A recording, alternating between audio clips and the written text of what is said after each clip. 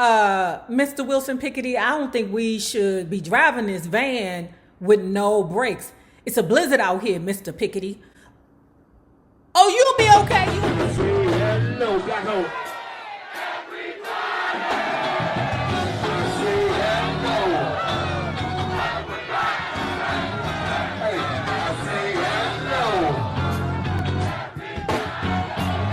See this brother winning, man. Hey, hey, dude, what is your win, big? What is your win, big? What is your win, big?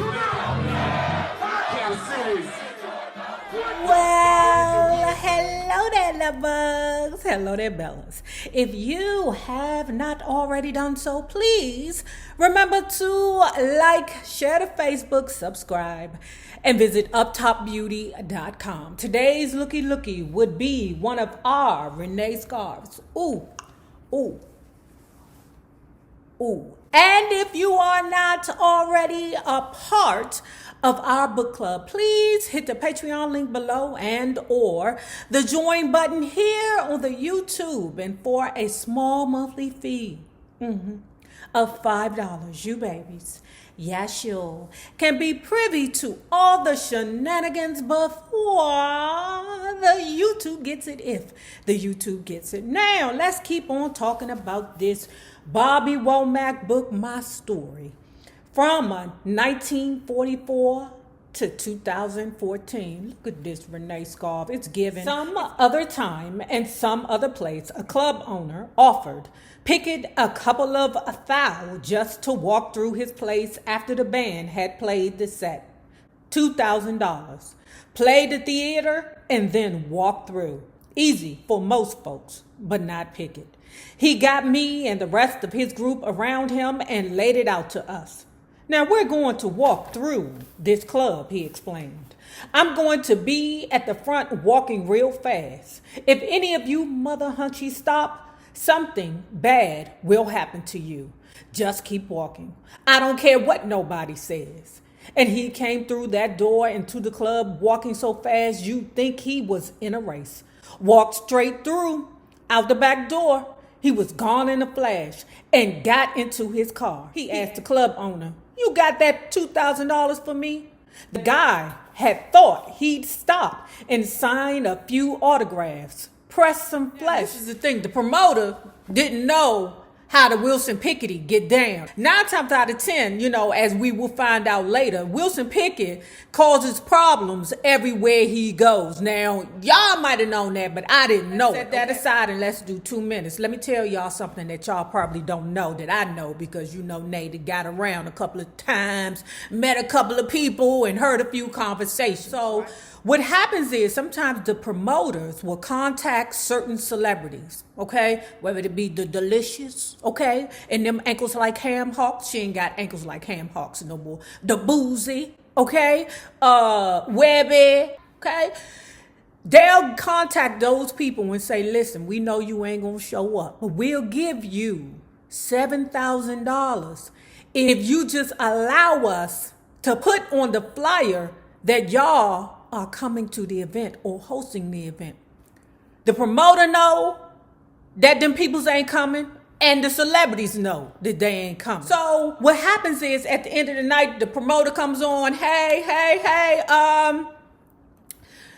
Krishan Rock and Krishan Rock and Blueface are unable to make the event. They had some scheduling conflicts. We do apologize. The celebrity don't get sued.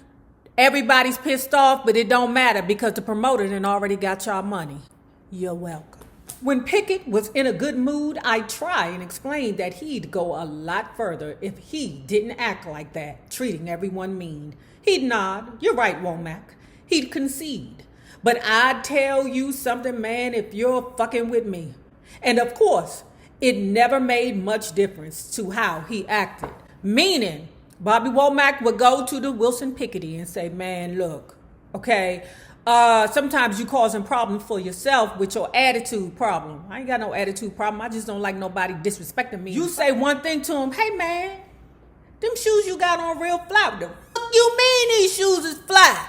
What you trying to say? You want these shoes? You want to sleep with my shoes? One thing he did take advice on was setting up a publishing outfit. I got sent a royalty check and Pickett got sight of it. He wanted to know how I got more money than him. Hey, I'm singing a song, he said. You're getting more money than me. I told him it was publishing. Man, that's what pays the writer, I said. I was the writer. It's important. Pickett had some kind of deal where he had been paid something like 10 grand a year not to have a publishing company. I don't know how that worked, but he was adamant that he wanted to get one going. He got me to go into Atlantic Record to meet with the boss, Ahmet Redkin. I was there to help him negotiate. He looked like he was going to walk through the door. That's the way he walked all the time, real hard. The label was very uptight that I was trying to school Pickett about that. But the publishing company got formed. They said, fine, Pickett, we have no problem with that. He said it's going to be different from now on. Anything coming in. And my publishing is going to be all over it. They knew you don't mess with Wicked Pickett. Ooh, there go Wilson Pickett. Ooh, is he in a bad mood today? Oh, I don't feel like dealing with that nigga and his issues. That's okay. I'll just sign back out and go home. He always avoided interviews. He had some kind of problem with them. Like me, he'd quit school early and always had a paranoia that the journalist would try and humiliate him worse if it was on TV. So he avoided doing interviews at all costs. Okay. Eventually, I had to leave Pickett's band. All the fighting, the violence, it started to bother me. I was brought up the tough way, but Pickett was a little harder. And it bothered me seeing him hurt himself or if someone beat on him. Things were happening all the time like that. I think what scared me the most was when we were driving with a real pretty girl one night. He had picked her up from a gig and she said she wanted to hang out. So we did. Him driving around all these dark country roads in the middle of nowhere. It suddenly turned ugly. When you're dealing with people like that, it don't take nothing but a snap. I mean, for real, you don't even have to do nothing because they hear things in their head when you're dealing with people with bad attitudes. They hear what they want to hear. You could be like, ooh, that's a nice song. The fuck you mean I'm driving wrong? The fuck you mean I'm driving wrong? No, I just said that it was a nice song. You said that I'm wrong? Oh, I'm wrong? It suddenly turned ugly. Pickett stopped the car and told the girl to get out the car.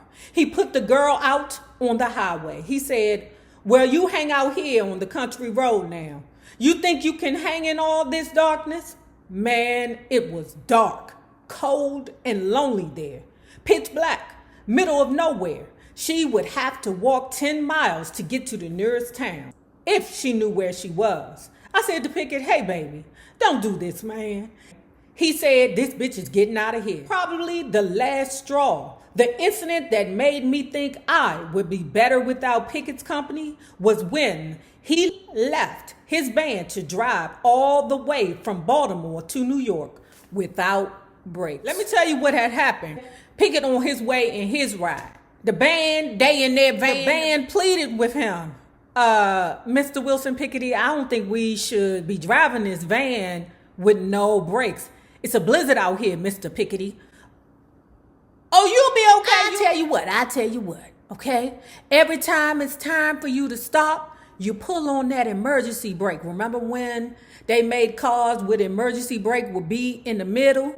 And you would have to pull it up. But Wilson Pickett expected for his band to drive from Baltimore to New York. It ain't that far.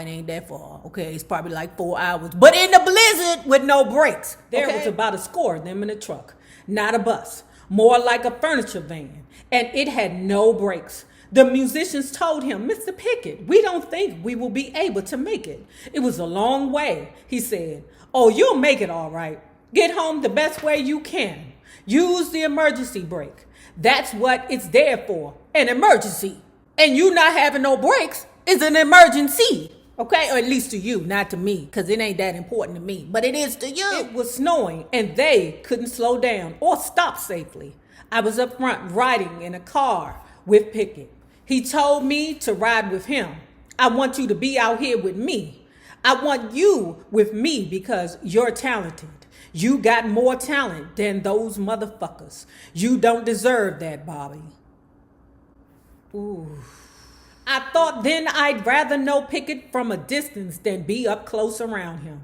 I knew I had to tell him I was leaving, and I started crying. Pickett, I know you cut my songs and everything, but I can't sit here and laugh like I'm happy. I'm not happy. Now back at Muscle Shoals, Wilson Pickett had came down to Muscle Shoals to record. Bobby ain't seen Wilson Pickett since they were on the road previously with Jackie Wilson and Sammy Cookie. At Muscle Shoals, Pickett got into the studio and never got out. I waited and waited. I wanted to get in there and record my material. Then I made a big mistake. The reason Pickett was slow was he had no songs. I started showing him mine, all of them. Man, I had a few and Pickett had none. So why don't you just let me sing all them songs you got? Okay, I told him, but I'm keeping the publishing. He said, fine. I just need some hits. This was 1968. He'd take one, play it, nod, and ask, got any more, Bobby? There was probably half a dozen in total. He asked, you sure you don't want to record this for yourself? Man, I got plenty of them. But I ran out. I just sat there every day watching them record. He recorded his album, The Midnight Mover, and left town. Left me with no songs, and I still had my solo album to do. I also had my record label on my case. They would ask when I was going to start my session, so dig this. Okay. Who fault is that, the Bobby? You the dummy that gave it to the goddamn Wilson Pickett. Now you got your company on your neck going. I thought you was going down there to record. Where? What the? I always told them the same thing. Tomorrow. Then tomorrow would become the next day. Then the next day would roll around and I was still dry. Not one effing song. We'd be sitting around throwing up ideas and man, I was trying to think of something. Anything to put out. It was like looking in a well after a dry summer. Nothing, and I was cursing Pickett. Why did he have to come into town? Why did you have to give him all your songs? Was you scared of him, Bobby? So you can go to Chicago and fight all Sammy Cookie's brothers and friends and uncles and shit, but you can't tell Wilson Pickett no? One night, we were sitting around the studio, and I still had no songs. But for some reason, I started to play Fly Me to the Moon. It just came to me. Everyone was asleep, but I kept playing the song. The other musicians gradually woke up and got on the tune. They asked me what it was. It was like a joke to me, but they didn't know it wasn't my tune. They didn't recognize it. I took a Tony Bennett song and put a beat on it. Then I came up with California Dreamin'. The whole album was just about covers. I thought, man, Liberty is going to be pissed. Oh, yeah, and they were. The peoples that told him to go down to the Muscle Shoals and make some music, oh, they was pissed, child. The record company fell through the floor when they heard what I had cut. They asked about all the new material I said I'd had. I gave it to the Wilson Pickett. They were unimpressed. And you give us this shiz? This is a Tony Bennett song. A few years later, I was coming out of a movie theater just as Tony Bennett was going in. In the foyer, he said, I liked what you did to that song. Yeah? You serious? Yeah, it was a great job. They put out Fly Me to the Moon, my version, and it was huge. Barbara was a very witty, sharp woman. She could and did take a lot. She could endure, but the thing I realized, something I thought she already knew, was that she and Sam were a pair. They lived each other. They really did. So she used to cry a lot of nights. She had these very bad headaches and used to bang her head against the wall. Wait a minute. That's telling me that something is going on. One of my commenters had said, pause, I don't always respond to your comments, but I always read all of your comments. One of my commenters had said that Barbara got a book. I was like, whoa, what the hell kind of book that would be? I think that joint would be spicy. You know, I like to read about crazy people and what they be thinking in their mind. I asked her how long she had been doing that. She said a long time. Bobby, it's like a train running through my head. Ooh, she might have had migraines. Ooh, okay. What made me think worse was she always was talking about how my pickle never seemed to go down. What is that called? Is that called Viagra?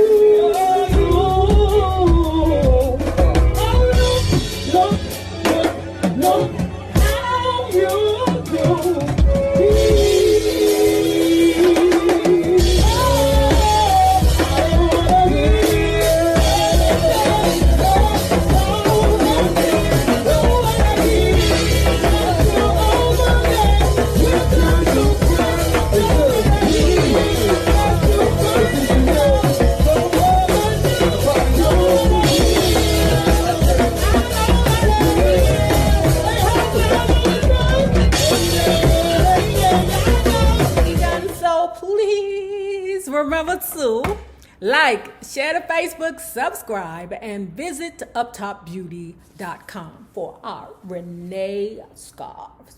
Ooh, we got 1, 2, 3, 4, and I think 5. Okay, and please remember this: the same people you meet on the way up will always be the same people you meet on the way down. My naysayers, my patron loves, you babies. Have a good one.